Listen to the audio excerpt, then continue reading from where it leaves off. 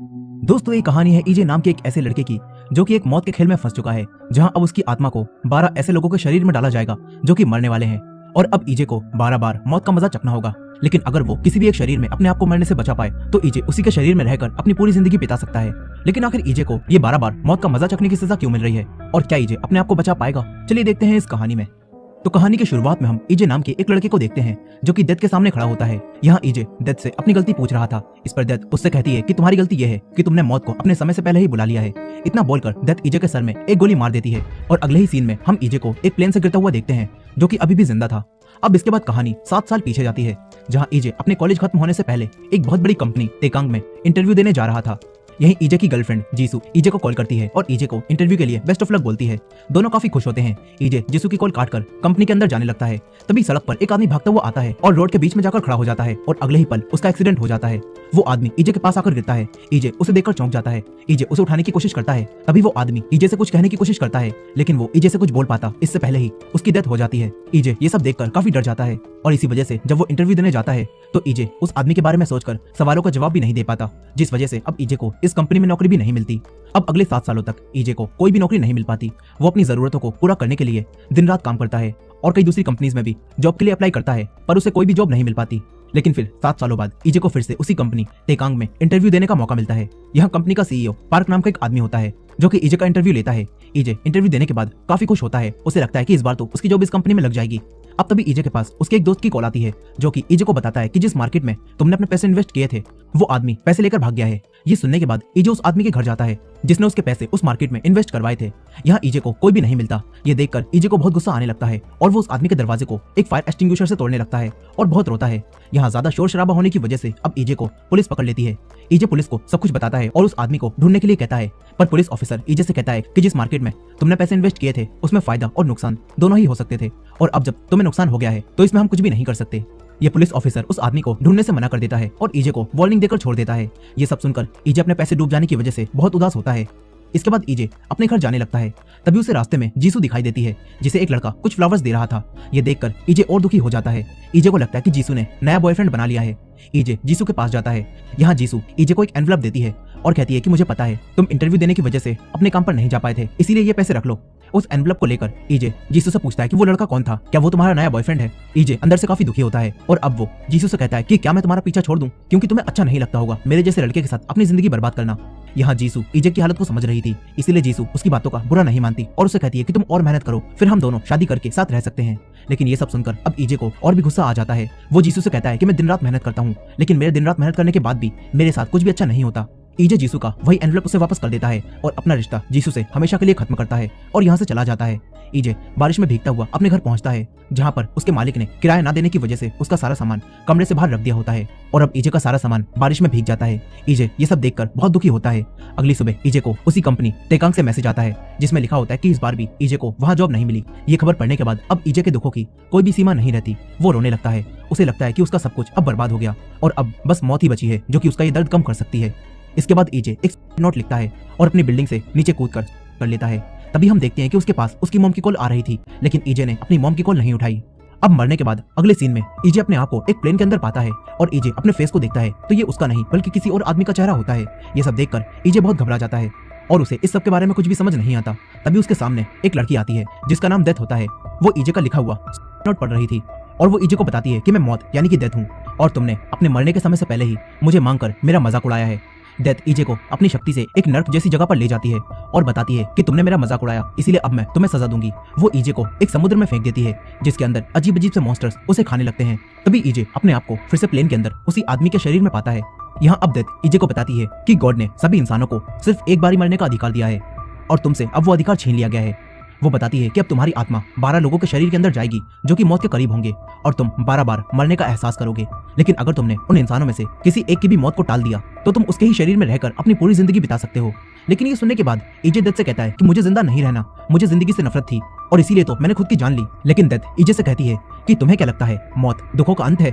लेकिन ऐसा नहीं है, मौत तो बस दुखों की शुरुआत है और मैं देखना चाहती हूँ कि अब तुम इस 12 बार मरने की सजा से कैसे बचते हो। ये बोलकर डेथ प्लेन से गायब हो जाती है। तभी प्लेन जोर जोर से हिलने लगता है। ये देखकर ईजे जो किसी और आदमी के रूप में होता है वो बहुत डर जाता है और सोचता है कि ये प्लेन अब क्रैश हो जाएगा और वो दोबारा से मर जाएगा। ये सोचकर वो एक पैराशूट अपने पास रख लेता है। तभी वहाँ पर इस प्लेन की एयर होस्टेस आती है और ईजे यानी कि इस आदमी को समझाती है कि ये बस तेज हवा की वजह से हो रहा है और बस कुछ देर में ये सब कुछ ठीक हो जाएगा। लेकिन ईजे उससे कहता है कि ये प्लेन अभी क्रैश होने वाला है, मगर ऐसा नहीं होता। हवा के बंद होते ही प्लेन सही ढंग से उड़ने लगता है। ये देखकर ईजे को ऐसा लगता है कि वो बच गया और अब वो प्लेन में घूमने लगता है।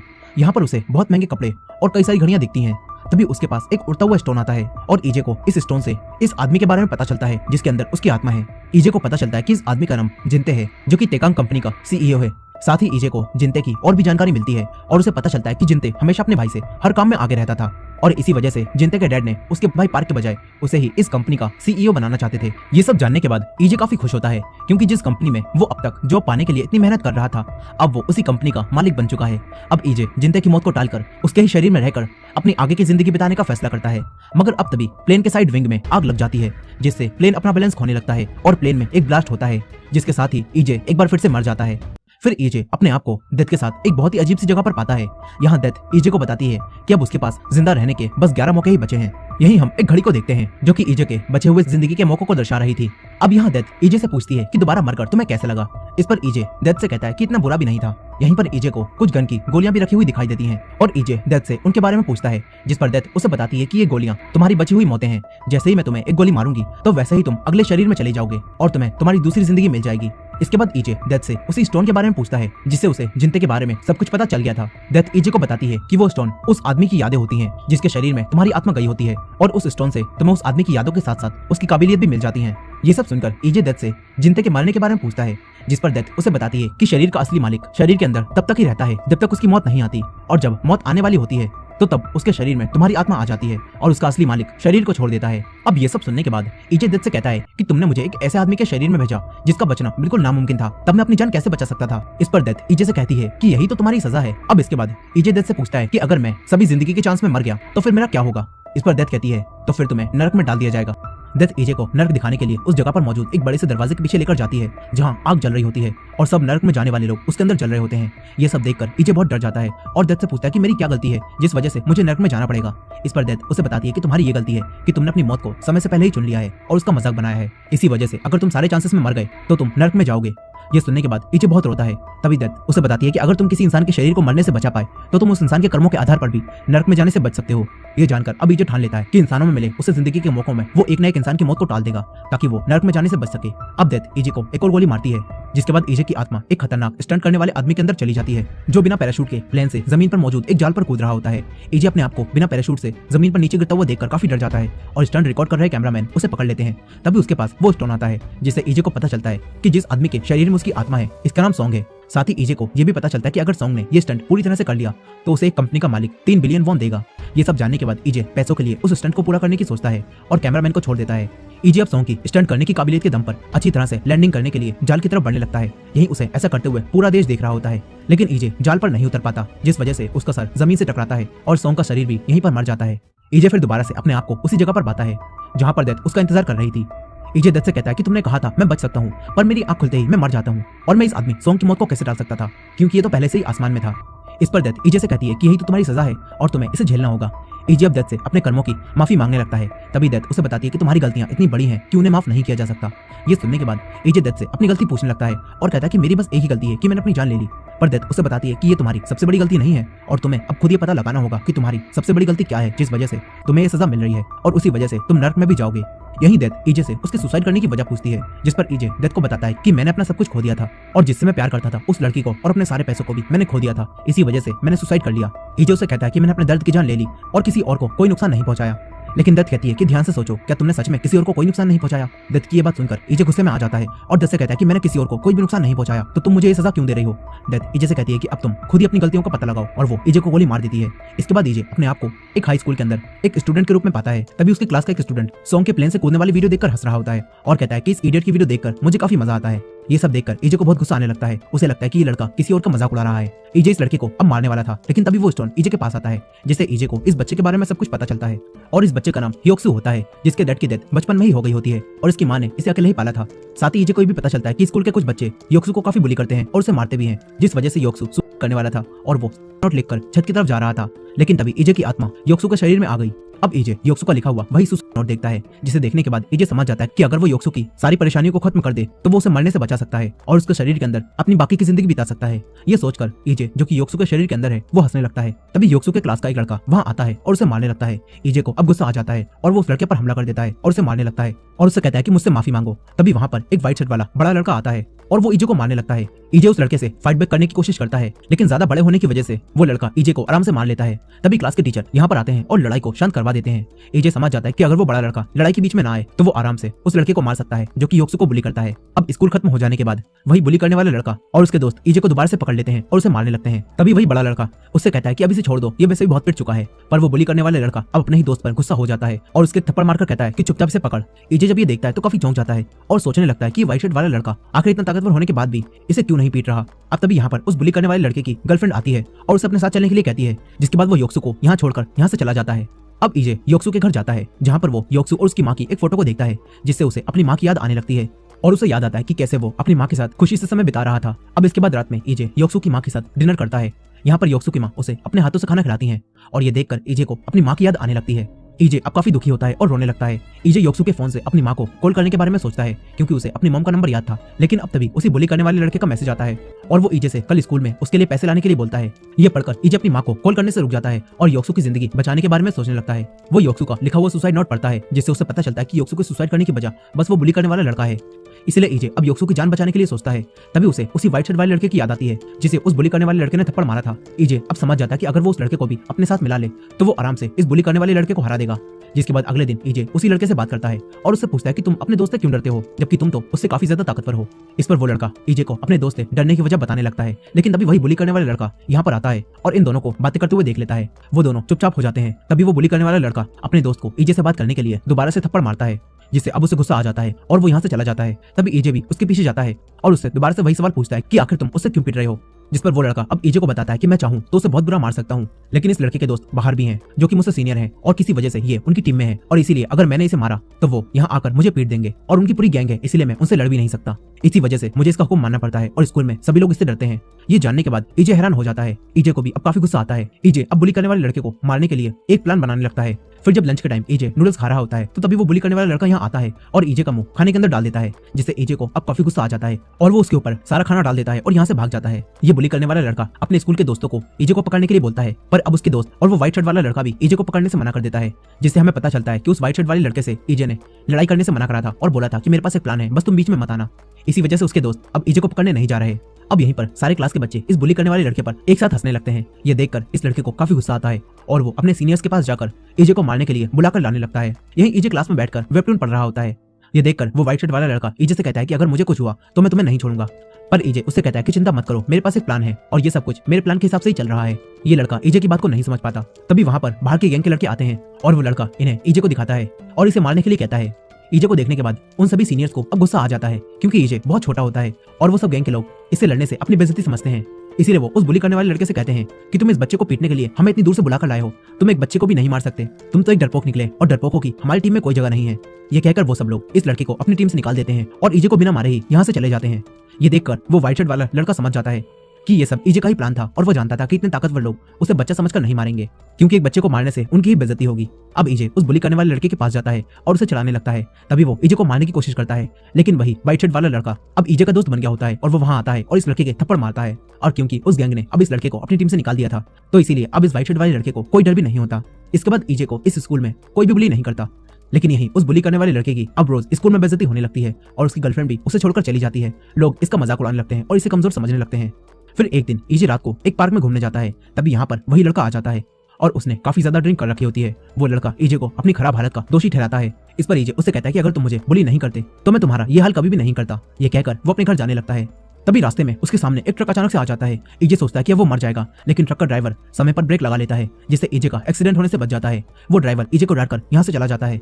तभी अचानक से वही बुली करने वाला लड़का पीछे से आता है और ईजे के सर पर एक ईंट से हमला करता है और उसका मर्डर कर देता है। इसके बाद ईजे वापस डेथ के पास पहुंच जाता है। यहाँ ईजे अपने आप को देखकर काफी गुस्से में आता है और डेथ से कहता है कि तुम्हारे सारे नियम बिल्कुल बेकार हैं। मैंने योक्सु की मौत को टाल दिया था और वो तो सुसाइड करके मरने वाला था, तो अब उसकी ऐसे मौत कैसे हो सकती है। ईजे कहता है कि मुझे लगता है योक्सु को तुमने मरवाया है ताकि तुम मुझे सजा दे सको। ये सुनकर डेथ को गुस्सा आ जाता है और डेथ ईजे को उठाकर फेंक देती है। डेथ ईजे के मुंह को अपने पैर से दबाती है और कहती है कि मैंने तुमसे झूठ नहीं बोला था और ना ही मैं तुम्हारी सजा में दखल दे रही हूँ। वो कहती है कि मैं कभी भी तुम्हारी सजा के दौरान बीच में नहीं आऊंगी, लेकिन अगर तुमने अपनी सजा के दौरान किसी और आदमी को मारने की कोशिश करी तो मैं तुरंत ही बीच में आकर तुम्हें नर्क में फेंक दूंगी। ईजे कहता है कि मेरे इस नर्क से बचने के रास्तों का आखिर क्या फायदा जब मैं इतनी कोशिशों के बाद भी किसी को मरने से नहीं बचा पा रहा हूँ। इस पर डेथ कहती है कि तुम अपनी सजा से इतनी जल्दी हार नहीं मान सकते हो। यहाँ ईजे डेथ से खुद को किसी ऐसे शरीर में भेजने के लिए बोलता है जिसे वो आसानी से मरने से बचा सके। इस पर डेथ ईजे से कहती है कि मुझे तुम्हें सजा देने में मजा आ रहा है और अगर मैं तुम्हें ऐसे शरीर में भेज दूंगी जहाँ तुम आसानी से बच सको तो मुझे अच्छा नहीं लगेगा। इसके बाद उसे गोली मार देती है। फिर ईजे खुद को किसी जगह पर कैद पाता है जहाँ बहुत सारे लोग उसे मारने की तैयारी कर रहे होते हैं। तभी उन लोगों में से एक ईजे के सर से कपड़ा हटाता है और फिर एक आदमी ईजे से पूछता है कि बताओ पैसे और लड़की कहाँ पर है। लेकिन ईजे को अभी कुछ भी समझ नहीं आता कि यहाँ पर क्या चल रहा है, इसलिए ईजे उन्हें कुछ भी नहीं बता पाता। तभी दो आदमी उसकी आंखें निकालने के लिए उसके पास आने लगते हैं। ईजे घबरा जाता है और उनसे कहता है कि रुको रुको, मैं तुम्हें सब बता दूंगा, बस मुझे थोड़ा समय दो। ये सुनने के बाद गैंग का लीडर उसके सर पर एक हथौड़े से हमला करने लगता है, लेकिन तभी वही स्टोन ईजे के पास आ जाता है जिससे ईजे को पता चलता है कि जिस आदमी के शरीर के अंदर उसकी आत्मा है उसका नाम जोहुन है और वो एक ऐसी गैंग के लिए काम करता है जो किसी के भी कहने पर मर्डर्स करते हैं और बड़े बड़े क्राइम्स करते हैं। साथ ही ईजे को यह भी पता चलता है कि ये लड़का जोहुन अपनी गैंग के बॉस के बहुत सारे पैसे और एक लड़की जिसे उनका बॉस मारने वाला था उसे लेकर भाग गया था, जिस वजह से ये पूरी गैंग जोहुन को मारने के लिए उसे ढूंढ रही थी। अब ईजे को जैसे ये सब कुछ पता चलता है तो वो उस गैंग पर हमला कर देता है और क्योंकि जोहुन की लड़ाई की एबिलिटीज ईजे के अंदर होती हैं, इसी वजह से ईजे इस गैंग को आसानी से मारने लगता है और सभी को बेहोश कर देता है। ईजे समझ जाता है कि अगर वो इस गैंग से दूर नहीं भागा तो ये गैंग उसे मार देंगे और उसकी ये वाली जिंदगी भी खत्म हो जाएगी। इसलिए ईजे अब एक बाइक को लेकर जोहुन के छुपाए पैसों के पास जाने लगता है ताकि वो उन पैसों को लेकर उन पैसों के दम पर अपनी जिंदगी जी सके।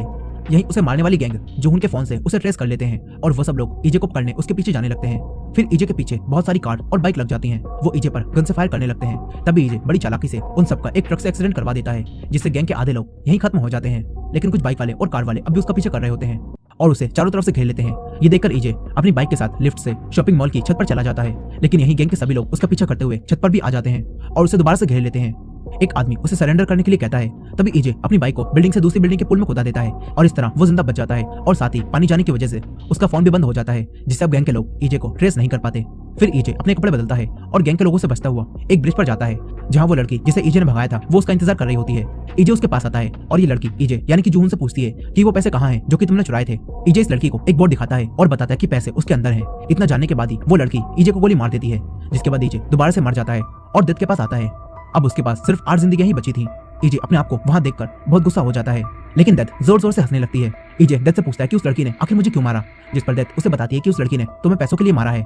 असल में उस लड़की को पैसे ही चाहिए थे, मगर ईजे अब अपने मन ही मन में सोचने लगता है कि उस लड़की को पैसे तो वैसे भी नहीं मिलेंगे क्योंकि उसने पैसे उस बोर्ड वाली जगह से हटाकर कहीं और छुपा दिए थे ताकि मरने के बाद भी अगर वो अपनी अगली जिंदगी में पहुंच जाए तो वो उन पैसों को लेकर अमीर बन जाए। अब इसके बाद डेथ ईजे को फिर से एक गोली मारती है और ईजे अपने आप को एक जेल के कैदी के रूप में पाता है। ईजे अपने आप को जेल में देखकर हैरान हो जाता है और गुस्से में चिल्लाने लगता है। तभी एक पुलिस ऑफिसर वहां आता है और ईजे को एक अकेली जेल से निकालकर एक दूसरी जेल में ले जाने लगता है। इस जेल के अंदर कुछ और लोग भी होते हैं। ईजे उन सभी के बारे में अभी कुछ भी नहीं जानता था, इसीलिए उसे उन सबसे डर लगता है। ईजे वहां पर मौजूद एक दूसरे लड़के से अपने जेल से आजाद होने का समय पूछता है, जिस पर वो लड़का ईजे से कहता है कि तुम भूल गए, हम दोनों ही 4 दिनों बाद आजाद हो जाएंगे। ये सुनने के बाद ईजे काफी खुश होता है। साथ ही ये लड़का ईजे से ये भी कहता है कि तुम्हें तब तक अपने गुस्से पर काबू रखना होगा वरना तुम्हारी सजा बढ़ भी सकती है। अब ये सब जानकर ईजे समझ जाता है कि ये लड़का जरूर इस लड़के का दोस्त होगा जिसके शरीर में ईजे की आत्मा आई है। यही ये लड़का ईजे को ये भी बताता है कि एक साइको किलर यहाँ तुम्हें मारने की कोशिश कर सकता है, पर तुम्हें उससे होशियार रहना होगा। इसके बाद ईजे उसी साइको किलर की जो कि इनके साथ रहता है उसकी बनाई हुई कुछ पेंटिंग्स को देखता है जो कि काफी अजीब होती हैं। फिर एक पुलिस ऑफिसर उसी साइको किलर को यहाँ पर लाता है और ये किलर कोई और नहीं बल्कि वही लड़का होता है जो कि योक्सु को स्कूल में बुली करता था और योक्सु के मर्डर की वजह से वो यहाँ पर अपनी सजा काट रहा होता है। लेकिन इस लड़के ने यहाँ जेल में सबको बताया होता है कि मैं साइको किलर हूँ और मैंने बेरहमी से एक बच्चे का मर्डर कर दिया था और इसी वजह से इसके साथ कैद सभी लोग इसे साइको किलर समझकर इससे डरते हैं। लेकिन ईजे जब उसे देखता है तो उसे गुस्सा आने लगता है और ईजे इसे मारने लगता है। तभी यहाँ मौजूद दूसरे कैदी ईजे को ऐसा करने से रोकते हैं और कहते हैं कि ये साइको किलर है, ये तुम्हें भी मार डालेगा। लेकिन तभी वही स्टोन ईजे के पास आता है जिससे ईजे को पता चलता है कि वो जिस लड़के के अंदर है उसका नाम तेसंग है और ये लड़का बहुत अच्छा फाइटर है। इसका बचपन से ही सपना था कि वो बड़ा होकर एक फाइटर बने, पर गरीब होने की वजह से वो अपने सपने को पूरा नहीं कर पा रहा था। लेकिन फिर एक दिन इसके पास एक ऑफर आया और इससे एक आदमी ने कहा कि अगर वो एक एक्सीडेंट का केस अपने ऊपर ले लेगा तो उसे बहुत सारे पैसे मिलेंगे। तेसांग ने पैसों के लालच में आकर उस केस को अपने ऊपर ले लिया और पुलिस स्टेशन में जाकर सरेंडर कर दिया। पर केस की सुनवाई के दौरान ही वो लड़की जिसका एक्सीडेंट हुआ था वो मर गई और उस लड़की के मरने की वजह से तेसांग को 2 साल की सजा हो गई। सजा होने की वजह से तेसांग को गुस्सा आ गया क्योंकि उसकी डील जेल के अंदर सजा काटने की नहीं थी बल्कि सिर्फ केस को अपने ऊपर लेने की थी। जिसके बाद वो आदमी जिसने तेसांग को एक्सीडेंट का केस अपने ऊपर लेने के लिए कहा था वो जेल में जब उससे मिलने आता है तो तेसांग उससे बोलता है कि अब तुम्हें मुझे और भी ज्यादा पैसे देने होंगे, नहीं तो मैं यहाँ से बाहर निकलकर पुलिस को सब कुछ सच बता दूंगा और तुम्हारा मालिक जिसने हकीकत में वो एक्सीडेंट किया था उसे सजा हो जाएगी। लेकिन वो आदमी ये सुनकर तेसांग से कहता है कि मुझे धमकी मत दो, मैं चाहूँ तो तुम्हें जेल के अंदर भी मरवा सकता हूँ। इस तरह ईजे को तेसांग की जिंदगी के बारे में सब कुछ पता चल जाता है। यही वो बुली करने वाला लड़का ईजे से पूछता है कि बताओ अब तुम्हें किस तरह मरना है, मैं तुम्हें मार दूंगा। लेकिन तब यहाँ एक पुलिस ऑफिसर आता है और दोनों को शांत करा देता है। फिर थोड़ी देर बाद ईजे उस बुली करने वाले लड़के को चढ़ाने लगता है। इस पर वो लड़का ईजे और सभी कैदियों से कहता है कि मैं यहाँ पर एक मर्डर करके आया हूँ और मेरा हर समय पर मर्डर करने का मन करता रहता है। साथ ही वो ये भी कहता है कि अगर तुम मेरा अगला शिकार नहीं बनना चाहते तो मुझसे डर कर रहा करो। लेकिन ईजे को इस लड़के की सारी असलियत पहले से ही पता होती है और ईजे जानता था कि ये कोई साइको किलर नहीं है, बल्कि स्कूल का सबसे डरपोक लड़का था जो कि यहाँ पर अपनी दोस्त जमाने के लिए सबसे झूठ बोल रहा है। अब उस लड़के की बात सुनकर ईजे उस पर हंसने लगता है और उसके पास जाकर उसे बहुत सारे थप्पड़ मारता है, जिसे अब वो लड़का अपनी हकीकत दिखाता है और ईजे से माफी मांगने लगता है। ईजे उससे कहता है कि तुम मुझसे योक्सु को मारने के लिए माफी मांगो। योक्सु का नाम सुनते ही ये लड़का हैरान हो जाता है और ईजे से पूछता है कि तुम योक्सु को कैसे जानते हो। यही ईजे अब जेल में मौजूद सभी कैदियों को इस लड़के की सच्चाई बता देता है और कहता है कि ये कोई साइको किलर नहीं है, बल्कि इसने पीछे से एक स्कूल के बच्चे पर हमला किया था और उसे मार दिया था। ये सब जानने के बाद बाकी सब अब इससे नहीं डरते और सभी लोग मिलकर इसे मारने लगते हैं। ईजे ये सब देखकर काफी खुश होता है और सोचता है कि इसे यही सजा मिलनी चाहिए। अब इसके बाद ईजे जब एक दिन जेल में काम कर रहा होता है तो तभी एक आदमी उसे मारने के लिए उसकी तरफ मशीन का ब्लेड फेंकता है, पर ईजे उससे बच जाता है और वो ब्लेड उसी आदमी के लग जाता है, जिससे उसका खून निकलने लगता है। ईजे ये देखकर उसका खून रोकने की कोशिश करता है। तभी यहाँ पर पुलिस ऑफिसर आते हैं और उस आदमी को अपने साथ ले जाते हैं। लेकिन अब यहाँ पर मौजूद बाकी के लोग ईजे को मारने के लिए उस पर हमला करने लगते हैं। ये देखकर ईजे समझ जाता है कि जिस इंसान ने उसे जेल में भेजा है उसी ने तेसांग को मरवाने के लिए इन लोगों को पैसे दिए हैं। अब ईजे उन सभी से फाइट करता है और क्योंकि तेसांग एक अच्छा फाइटर था इसी वजह से ईजे इन सबको आसानी से मारकर जिंदा बच जाता है। तभी यहाँ पर ईजे का वही दोस्त हथियार लेकर आता है, लेकिन जब वो देखता है कि लड़ाई खत्म हो गई तो वो कहता है कि तुमने तो इन्हें आसानी से निपटा दिया। अब इसके बाद ये दोनों ग्राउंड में जाते हैं जहाँ तेसांग अपने इसी दोस्त से पूछता है कि क्या तुम्हें जेल में आने का अफसोस हो रहा है, जिस पर उसका दोस्त उसे बताता है कि हाँ मुझे जेल में आने का बहुत अफसोस है। यही ईजे का दोस्त भी उससे पूछता है कि तुम्हें भी इस जेल में आने का अफसोस है, जिस पर ईजे उससे कहता है कि हाँ मुझे अपनी गलती याद है और मुझे वो सुसाइड नहीं करना चाहिए था। ईजे को भी अब सुसाइड करने पर काफी अफसोस हो रहा होता है। फिर रात में ईजे और सभी लोगों के सो जाने के बाद वही बुली करने वाला लड़का उठकर एक पेन को नुकीला करने लगता है ताकि वो रात में ईजे का काम तमाम कर सके और अपनी बेइज्जती का बदला ले सके। लेकिन तभी ईजे की आंख भी खुल जाती है और वो उसे ऐसा करते देख लेता है और उससे पेन छीन लेता है और पूछता है कि अब तुम मुझे क्यों मारना चाहते हो। इस पर वो लड़का ईजे से कहता है कि तुमने मेरी सच्चाई सबको बता दी और अब सभी लोग मुझे आसान टारगेट समझकर मुझे मारते रहते हैं। ये सुनते ही ईजे को और गुस्सा आता है। ईजे कहता है कि ये लड़का अब भी सभी पर अपना दोस्त जमाना चाहता है, इसलिए ईजे इसके एक थप्पड़ मारता है। तभी ईजे को याद आता है कि अगर उसने इस लड़के को और मारा तो उसकी सजा बढ़ भी सकती है और ईजे को तो जल्द से जल्द जेल से बाहर निकलकर उन पैसों के पास पहुंचना है जिन्हें जून ने छुपाया था। ये सोचकर ईजे इस लड़के को अब नहीं मारता, लेकिन स्कूल में हुई कुछ बातों के बारे में बताता है और झूठ बोल देता है कि योक्सु की आत्मा मुझे दिखती है और वो हमेशा तुम्हारा पीछा करती रहती है। ये सुनकर अब ये बुली करने वाला लड़का बहुत डरने लगता है और समझता है कि सच में योक्सु की आत्मा मेरा पीछा कर रही है। इसके बाद ये लड़का हमेशा ही डर डर कर रहने लगता है। यही ईजे अपनी सजा पूरी करने के बाद जेल से बाहर निकल जाता है, जहाँ उससे वही आदमी मिलने आता है जिसने उसे जेल में जाने को कहा था और वो आदमी ईजे को पैसे देने लगता है। लेकिन ईजे उससे अब पैसे लेने से मना कर देता है और कहता है कि मैं अपनी जिंदगी अब सुधारना चाहता हूँ और अब से मेरी और तुम्हारी डील खत्म होती है। मैं अब किसी को भी तुम्हारे बॉस के किए एक्सीडेंट के बारे में नहीं बताऊंगा। और इतना बोलकर ईजे वो पैसे लिए बिना ही यहाँ से चला जाता है। इसके बाद ईजे जून के छुपाए पैसों के पास जाता है और उन्हें लेकर अपने घर में आ जाता है। ईजे उन पैसों को देखता है जो कि काफी ज्यादा होते हैं और ईजे अब खुश हो जाता है। वो सोचने लगता है कि अगर उसने एकदम से इतने सारे पैसों से कोई घर या फिर कोई बड़ी चीज खरीदी तो पुलिस को उस पर शक हो जाएगा। इसलिए ईजे सोचता है कि आखिर वो इन पैसों के साथ सबसे पहले क्या करे। ईजे को कुछ भी समझ नहीं आता और वो यहीं पर सो जाता है। तभी सोते हुए उसे उसकी माँ का सपना आता है। फिर ईजे की आंख खुलती है। वो देखता है कि तेसांग के फोन पर तेसांग की माँ कॉल कर रही है। ईजे उनसे बात करता है और तेसांग की माँ तेसांग से घर आने के लिए कहती है। ईजे को उनसे बात करते करते अपनी माँ की याद आने लगती है। वो बहुत रोता है। फिर ईजे पैसों को 2 हिस्सों में बांटता है और आधे तेसांग की माँ को देने का फैसला करता है ताकि तेसांग की माँ भी अच्छी जिंदगी जी सके। ईजे आधे पैसों को एक स्टेशन पर बने लॉकर में रख देता है जहाँ से उसे इन पैसों को, और अगर वो 4 दिनों बाद इन पैसों को लॉकर से नहीं निकालेगा तो स्टेशन स्टाफ ये पैसे रख लेगा। लेकिन ईजे सोचता है कि वो एक दिन के अंदर ही तेसांग की माँ को पैसे देकर लौटाएगा, इसलिए ईजे इन पैसों को यहाँ पर रखता है और आधे पैसे लेकर तेसांग के घर जाने लगता है। तभी रास्ते में एक आदमी उस पर हमला करता है और उसके पेट में चाकू मार देता है। ईजे नीचे गिर जाता है। फिर वो आदमी ईजे को बताता है कि मैं तुम्हारे जेल से बाहर आने का 2 साल से इंतजार कर रहा हूँ, क्योंकि तुमने मेरी बेटी का एक्सीडेंट करके उसकी जान ले ली और तुम्हें बस 2 साल की सजा हुई, लेकिन मैंने अपनी बेटी को खो दिया, इसलिए अब मैं तुम्हें जान से मार दूंगा। ये सुनकर ईजे समझ जाता है कि आदमी उसे इसीलिए मार रहा है क्योंकि इसे लगता है कि मैंने उसकी बेटी का एक्सीडेंट करके उसे मारा है। यही ये आदमी ईजे पर दोबारा से हमला करता है, पर तभी ईजे इसे बताता है कि मैंने तुम्हारी बेटी का एक्सीडेंट नहीं किया बल्कि किसी और ने किया था। ये सुनकर वो आदमी ईजे की बात पर यकीन नहीं करता और उसे मारने की कोशिश करता है। तभी यहाँ पर ईजे का वही दोस्त आ जाता है जिसके साथ ईजे जेल में कैद था। उसे आता देखकर ये आदमी यहाँ से भाग जाता है, लेकिन अब ईजे का दोस्त भी एक चाकू निकाल लेता है और कहता है कि मेरे से पहले कोई और तुम्हें नहीं मार सकता। ये देखकर ईजे हैरान रह जाता है और पूछता है कि आखिर तुम मुझे क्यों मारना चाहते हो, जिस पर ईजे का दोस्त उसे बताता है कि तुम्हें मारने के लिए मुझे उन्हीं लोगों ने कहा था जिन्होंने तुम्हें जेल में मारने के लिए पैसे दिए थे और अब वो मुझे तुम्हें मारने के बदले में पैसे देंगे। ये कहकर वो ईजे के पेट में चाकू मारता है और यहाँ से भाग जाता है। तभी तेसांग की माँ का फोन दोबारा से आने लगता है। ईजे फोन उठाने की कोशिश करता है लेकिन वो फोन नहीं उठा पाता और यहीं मर जाता है। इसके बाद ईजे वापस डेथ के पास पहुंच जाता है। यहाँ ईजे को अपनी माँ की याद आ रही होती है और वो रोने लगता है। अब ईजे के पास सिर्फ 7 जिंदगियां ही बची थी। ईजे डेथ से कहता है कि मैं उस लड़की के परिवार वालों को भूल गया था, वरना मैं इस जिंदगी में नहीं मरता। लेकिन डेथ उससे कहती है कि तुम ऐसे लड़के हो जो किसी के दुख को नहीं समझता और सिर्फ अपने बारे में ही सोचता है। यहाँ ईजे इस वक्त किसी और के बारे में बिल्कुल भी नहीं सोचता। ईजे उस स्टेशन पर रखे हुए पैसों के बारे में सोचता है और डेथ को दोबारा से गोली मारने के लिए कहता है। डेथ हंसते हुए ईजे को गोली मार देती है। जिसके बाद ईजे की जब आंख खुलती है तो वो अपने आप को एक कॉफी शॉप में पाता है और इस बार ईजे की आत्मा एक छोटे बच्चे के शरीर के अंदर आई होती है। ये देखकर ईजे समझ जाता है कि इसी वजह से डेथ मुझे गोली मारते हुए हंस रही थी। अब ईजे मन ही मन में कहता है कि लो अब गए मेरे पैसे। ईजे रोने लगता है, जिससे कॉफी शॉप में बैठे हुए सभी लोग परेशान होने लगते हैं। तभी इस बच्चे की माँ यहाँ पर आती है और वो उसे उठाकर अपने साथ ले जाती हैं और कार में लाकर पटक देती हैं। यहाँ वो अपने बच्चे के ऊपर काफी ज्यादा गुस्सा करने लगती हैं और बोलती है कि तुम्हारी वजह से मैं एक कॉफी भी नहीं पी पाई। ये देखकर ईजे समझ जाता है कि ये औरत अपने बेटे से ज्यादा प्यार नहीं करती। फिर ये लेडी ईजे को घर लाती है और एक सोफे पर डाल देती है। इसके बाद यहाँ पर इस बच्चे का डैड आता है और ईजे से बड़े ही प्यार से बात करता है।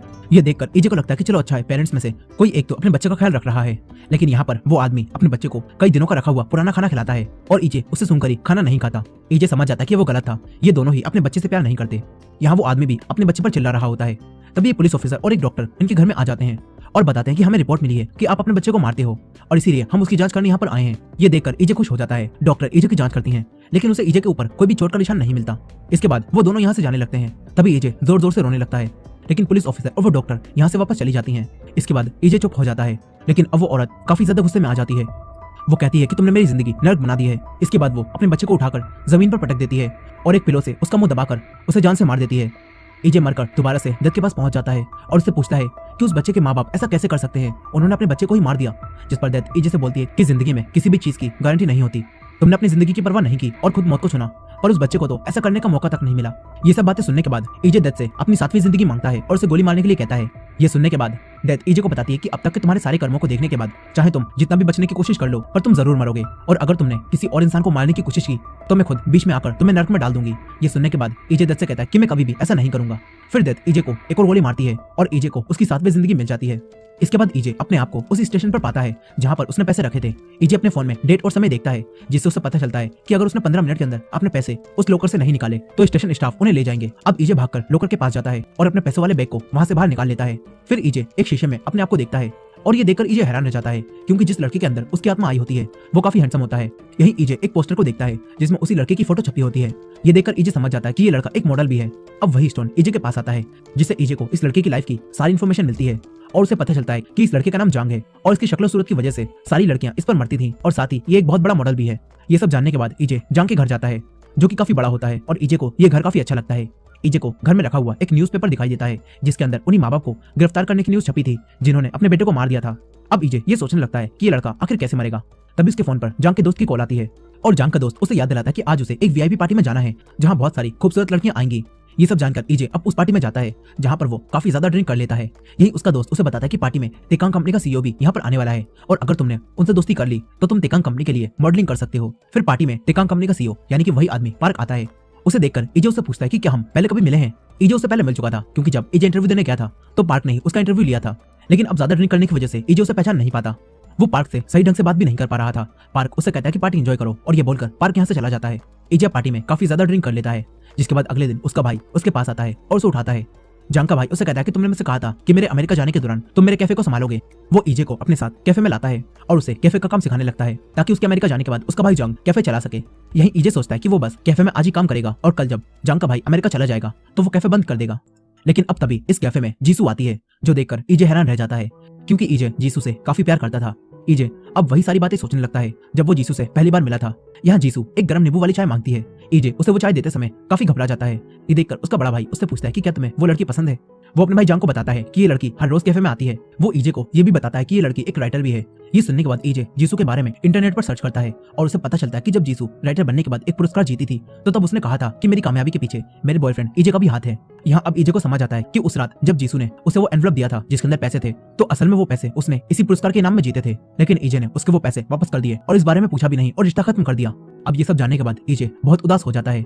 ईजे एक लाइब्रेरी में जाता है और जीसू की लिखी हुई बुक पढ़ने लगता है और उस बुक को पढ़कर ईजे को पता चलता है कि जीसू ने अपनी बुक के अंदर ईजे और जीसू की जिंदगी के बारे में ही लिखा है। अब ईजे वो समय याद करने लगता है जब उसने जीसू से वादा किया था कि मैं तुम्हें कभी भी छोड़कर नहीं जाऊंगा, लेकिन ईजे उसे छोड़कर चला गया।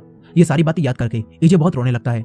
फिर उसे एक फाउंटेन पेन दिखता है और ईजे को याद आता है कि उसने जीसू के लिए भी एक फाउंटेन पेन खरीदा था और उस पर जीसू का नाम भी लिखवाया था, लेकिन ईजे ने उस पेन को जीसू को देने से पहले ही सुसाइड कर लिया। ईजे अब वापस कैफे में आता है और जीसू को दूर बैठकर देखने लगता है। तभी यहाँ पर वही लड़का आता है जिसको ईजे ने उसी रात जीसू के साथ देखा था और जीसू का बॉयफ्रेंड समझा था। यहाँ पर उस आदमी के साथ उसकी वाइफ और उसकी एक बेटी भी होती है। ये देखकर अब ईजे को समझ आता है कि ये लड़का और कोई नहीं बल्कि जीसू का कजन है। अब ईजे को और भी ज्यादा पछतावा होने लगता है। फिर अगले दिन भी ईजे जीसू के लिए कैफे खोल देता है। अगले दिन भी जीसू कैफे में आती है और ईजे उसके लिए केक और चाय लेकर उसके पास जाता है। जीसू से कहती है कि मैंने तो बस चाय का ऑर्डर दिया था, फिर ये केक क्यों लाए हो? जिस पर ईजे उससे कहता है कि मैंने आपकी बुक पढ़ी है और मैं आपका फैन भी हूँ, इसलिए मेरी तरफ से ये केक आपके लिए है। यहाँ जंग यानी कि ईजे जीसू से कहता है कि मेरे पास भी एक कहानी है और वो मैं आपको सुनाना चाहता हूँ। इसके बाद ईजे अपने मरने के बाद की पूरी कहानी जीसू को सुनाता है और बताता है कि किस तरह एक लड़के को मरने के बाद भी सुकून नहीं मिलता और उसे बार बार मरने की सजा मिलती है। ईजे जीसू को एक एक करके सारे कैरेक्टर्स की कहानी सुनाने लगता है और जीसू ये सुनकर कहती है कि आप इतने अच्छे से ये कहानी कैसे सुना रहे हो, ऐसा लग रहा है जैसे ये आपकी ही कहानी हो और आपने इसे जिया हो। ईजे जीसू को सच नहीं बता सकता था, इसलिए वो हंसने लगता है और उसकी बात का कोई भी जवाब नहीं दे पाता। जीसू भी उसकी बात पर हंसने लगती है और कहती है कि इस कहानी के मेन कैरेक्टर का नाम क्या है। ईजे अब जीसू को नहीं बता सकता था कि इस कहानी के मेन कैरेक्टर का नाम ईजे है, इसलिए ईजे अब उसे कोई भी नाम नहीं बताता और बोलता है कि मैंने अभी तक उसका नाम नहीं सोचा। इस पर जीसू जंग से कहती है कि आगे की कहानी तुम मुझे कल सुनाना, अब मुझे यहाँ से जाना होगा। और ये कहकर जीसू घर जाने लगती है। यहीं ईजे जीसू से ऑटोग्राफ मांगता है और जीसू ऑटोग्राफ देने के लिए वही फाउंटेन पेन निकालती है जो कि ईजे ने मरने से पहले उसे देने के लिए खरीदा था और इस पर जीसू का नाम भी लिखा होता है, जिससे ईजे समझ जाता है कि ये मेरा ही पेन है। जंग जीसू से इस पेन के बारे में पूछता है, जिस पर जीसू उसे बताती है कि ये मुझे किसी ने तोहफे में देने के लिए लिया था।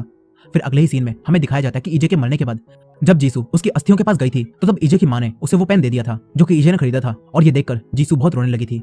खैर अब यहाँ पर अगले दिन ईजे कैफे के बाहर खड़ा होता है और जीसू का आने का वेट कर रहा होता है और जब जीसू यहाँ पर आती है तो ईजे उसे आगे की कहानी सुनाता है और कहानी सुनते समय जीसू ईजे से कहती है कि जिस इंसान की कहानी तुम सुना रहे हो वो एक बार भी अपनी माँ के पास क्यों नहीं गया। इस पर ईजे जीसू से कहता है कि अगर वो दोबारा किसी और के भेष में अपनी माँ के पास गया तो वो उन्हें नहीं देख पाएगा और अपनी माँ को उस हालत में देखकर उसे बहुत बुरा लगेगा, इसी वजह से वो अपनी माँ से एक बार भी मिलने नहीं गया।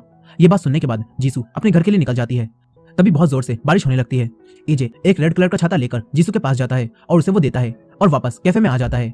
यहीं एक लेडी से कैफे का एक फ्लावर पॉट गिरकर टूट जाता है। ईजे उसे उठाने लगता है, तभी वो एक एम्बुलेंस को अपने कैफे के पास से जाता हुआ देखता है और उसे देखने के चक्कर में ईजे के हाथ में कांच लग जाती है और खून निकलने लगता है। यहीं ईजे दो लड़कियों को बातें करते हुए सुनता है जो कि कह रही होती हैं कि बाहर उस लड़की का एक्सीडेंट हो गया और वो हमेशा ही इस कैफे में आती थी। ये सुनने के बाद ईजे को लगता है कि जीसू का एक्सीडेंट हो गया है। ईजे भागता हुआ वहां जाता है और देखता है कि रेड कलर का अम्ब्रेला जो कि उसने जीसू को दिया था वो जमीन पर पड़ा हुआ है। ये देखकर ईजे बहुत घबरा जाता है और पुलिस के मना करने के बाद भी डेड बॉडी के पास जाने की कोशिश करता है। तभी वो जीसू को वहां खड़ा हुआ देखता है और शांत हो जाता है। जीसू जंग के हाथ से खून गिरता हुआ देखती है और उसके हाथ पर पट्टी करने लगती है और पूछती है कि तुम इस तरीके से वहां पर भागकर क्यों आए। इस पर ईजे जीसू से कहता है कि मुझे लगा कि मेरे जान पहचान के किसी का एक्सीडेंट हो गया है। ये सुनकर जीसू कहती है कि जरूर तुम उस इंसान से बहुत प्यार करते होगे। जीसू बताती है कि मैं इस बात को समझ सकती हूँ। जीसू कहती है कि जब मैंने तुम्हें देखा तो मुझे लगा कि मैं भी बिल्कुल वैसे ही दिख रही होंगी, क्योंकि जब मेरे बॉयफ्रेंड ने सुसाइड किया था तो मैं भी भागती हुई बिल्कुल इसी तरह हॉस्पिटल गई थी। अब इसके बाद हमें वही सीन दिखाया जाता है जहाँ जीसू भागती हुई हॉस्पिटल में आती है और उसे जब यहाँ पर ईजे की मौत की खबर मिलती है तो ये सुनकर जीसू बहुत रोने लगती है। खैर यही ईजे जीसू को उसके लिए रोता हुआ देखता है और उसे काफी दुख होता है। इसके बाद जीसू अपने घर वापस जाने लगती है। तभी ईजे जीसू से कहता है कि मैं कल तुम्हें आगे की कहानी सुनाऊंगा, लेकिन जीसू उससे बोलती है कि कल मैं कैफे नहीं आ पाऊंगी क्योंकि कल मुझे अपने बॉयफ्रेंड की अस्थियों के पास जाना है। जिसके बाद अगले दिन जीसू ईजे की अस्थियों के पास जाती है और ईजे की फोटो और सामान को देखकर दुखी होकर रोने लगती है।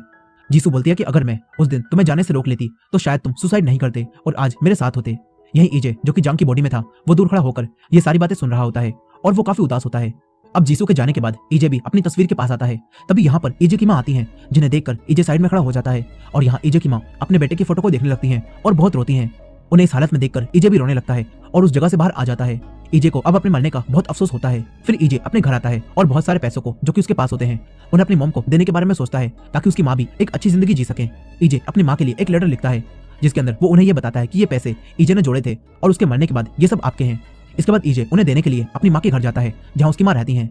ईजे जैसे ही अपनी माँ के घर का दरवाजा खोलता है तो उसे बहुत दिनों बाद घर में आकर अजीब सा लगने लगता है। वो उन पैसों को यहीं छोड़ता है और यहाँ से बाहर चला जाता है। इसके बाद रात में ईजे जब कहीं जा रहा होता है तो उसके सर पर एक बड़ा सा बोर्ड गिर जाता है और ईजे यहीं मर जाता है। लेकिन तभी ईजे की नींद खुलती है और वो देखता है कि ये तो बस एक सपना था। वो बिल्कुल ठीक होता है। अब इसके बाद जब ईजे जीसू से मिलता है तो उसे कहता है कि क्या मैं आपको घर छोड़ दूं क्योंकि रात ज्यादा हो चुकी है। जीसू मान जाती है। जिसके बाद ये दोनों जीसू के घर की तरफ जाने लगते हैं। तभी ईजे उन दिनों को याद करता है जिसमें वो हर रोज जीसू के साथ घुमा करता था। यही जीसू ईजे यानी कि जंग से कहती है कि क्या तुम्हारी इस कहानी की कोई हैप्पी एंडिंग हो सकती है। इस पर ईजे जीसू से पूछता है कि तुम्हें क्या लगता है कि क्या इस कहानी की हैप्पी एंडिंग होगी। जीसू कहती है कि मैं दिल से चाहती हूँ कि इस कहानी की कोई हैप्पी एंडिंग हो और सब कुछ अच्छा हो जाए। वो बोलती है कि तुम्हारी कहानी के मेन कैरेक्टर के लिए मुझे बहुत बुरा लग रहा है। वो अपनी जिंदगी से परेशान होकर मरा था लेकिन मरने के बाद भी वो परेशानी है। जीसू की ये बात सुनकर ईजे को अब बहुत बुरा लगने लगता है क्योंकि जो कहानी वो जीसू को बता रहा था वो असल में उसी की कहानी थी। अब ईजे जीसू को सच बताने के बारे में सोचता है और उसे बोलता है कि मेरी एक गर्लफ्रेंड भी थी जिसके साथ मैं 7 साल तक रहा था और वो मुझे हमेशा किसी के भी सामने अपना बॉयफ्रेंड कहने से शर्माती नहीं थी। यहीं हमें ईजे के मरने से पहले का एक सीन दिखाया जाता है जहाँ एक रेस्टोरेंट में ईजे वेटर का काम कर रहा होता है। तभी यहाँ पर जीसू और उसके कुछ दोस्त आते हैं। यहाँ जीसू का एक दोस्त उसे प्रपोज करता है, पर जीसू उसे बताती है कि मेरा पहले से ही एक बॉयफ्रेंड है, और जीसू उस आदमी को मना कर देती है। यहीं जीसू के सारे दोस्त जीसू से उसके बॉयफ्रेंड के बारे में पूछते हैं, और तभी जीसू ईजे को वहाँ काम करता हुआ देखती है और सबको बताती है कि यही मेरा बॉयफ्रेंड है। ईजे जीसू को यही सारी कहानी बताता है और अपनी और जीसू की पुरानी बातें भी बताने लगता है, और जीसू से कहता है कि जो बार बार मरने वाली कहानी मैंने तुम्हें सुनाई है वो असल में मेरी ही कहानी है, और उस कहानी के मेन कैरेक्टर का नाम यानी कि मेरा नाम ईजे है। साथ ही ईजे ये भी बोलता है कि मुझे पता है कि तुम्हें मेरी कहानी झूठ लग रही होगी, पर असलियत में मैं ईजे हूँ, तुम्हारा ईजे। ये बात सुनकर जीसू हैरान रह जाती है। जीसू को समझ नहीं आता कि वो किस तरह रिएक्ट करे। जीसू ईजे से कुछ कह पाती इससे पहले ही यहाँ पर एक कार आती है और उन दोनों को टक्कर मार देती है, और इस एक्सीडेंट की वजह से जीसू मर जाती है। फिर उस कार का मालिक बाहर निकलता है और वो आदमी कोई और नहीं बल्कि तेकांग कंपनी का सीईओ यानी कि वही आदमी पार्क होता है जो कि गाड़ी चला रहा था। पार्क अब कार से उतरता है और अपने लाइटर से सिगरेट जलाने लगता है। ये देखकर ईजे को याद आता है कि ये वही आदमी है जिसने सबसे पहले अपने भाई यानी कि जिंते को प्लेन में बम रखवाकर मरवाया था, और फिर उसी आदमी सोंग को पैसे दिए थे ताकि वो आसमान से कूदे, और जूहन की मौत भी इसी की वजह से हुई थी। और साथ ही जिस एक्सीडेंट के केस को तेसांग ने अपने ऊपर लिया था उस एक्सीडेंट को असल में पार्क नहीं किया होता है। और इस सबसे ईजे समझ जाता है कि उसकी पहले की मिली जिंदगियों में पार्क की वजह से ही हर बार वो मरा है। यही पार्क जीसू के पास आता है और देखता है कि जीसू तो एक्सीडेंट से पूरी तरह से मर चुकी है, क्योंकि उसका सर कार के टायर के नीचे आ गया होता है। लेकिन यहीं पर ईजे की अभी भी थोड़ी सांसें चल रही होती हैं, मगर ये देखकर पार्क अपने हाथों से ईजे का मुंह दबाकर उसे मार देता है, और इस तरह ईजे इस बार भी इस शरीर में मर जाता है। फिर अगले सीन में हम यहाँ पर पुलिस को आते हुए देखते हैं जो कि जंग और जीसू की बॉडी को उठाकर यहाँ से ले जाती हैं। वहीं ईजे डेथ के पास पहुंचता है और उसे बहुत गुस्सा आ रहा होता है क्योंकि पार्क ने अब उसकी गर्लफ्रेंड जीसू को मार दिया, और अब ईजे ठान लेता है कि वो पार्क को नहीं छोड़ेगा। यहीं पर डेथ काफी खुश होती है, उसे काफी मजा आ रहा होता है, और ये सब देखकर ईजे गुस्से में उठता है और उसी गन को उठाकर एक गोली डेथ के ही मार देता है। और इसी के साथ इस सीरीज के 4 एपिसोड्स की कहानी यहीं पर खत्म हो जाती है। अब आगे क्या होगा? क्या ईजे पार्क से बदला ले पाएगा, और क्या ईजे को एक अच्छी जिंदगी मिलेगी, या फिर वो अपनी आगे की जिंदगी में मर जाएगा और नर्क में जाएगा? इस सीरीज के नेक्स्ट पार्ट को देखने के लिए कमेंट में सेकंड पार्ट लिखना मत भूलेगा, और ये वीडियो पसंद आई हो तो वीडियो को लाइक करके हमारे चैनल वॉच मिस्ट्रीज हिंदी को सब्सक्राइब कर लीजिएगा। मिलते हैं नेक्स्ट पार्ट में।